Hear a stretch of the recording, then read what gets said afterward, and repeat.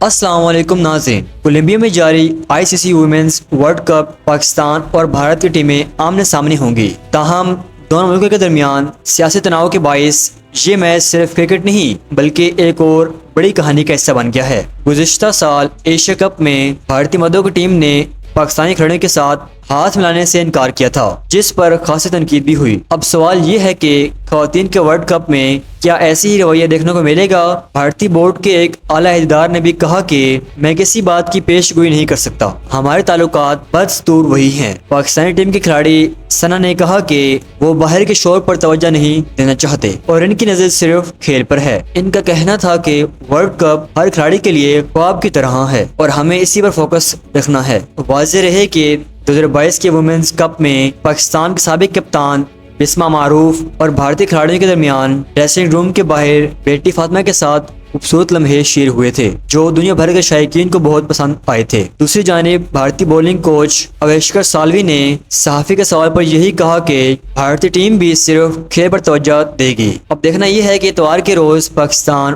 اور بھارت کا ٹکراؤ صرف کھیل تک محدود رہتا ہے یا پھر اس کے ساتھ کوئی نئی کہانی بھی جنم لیتی ہے۔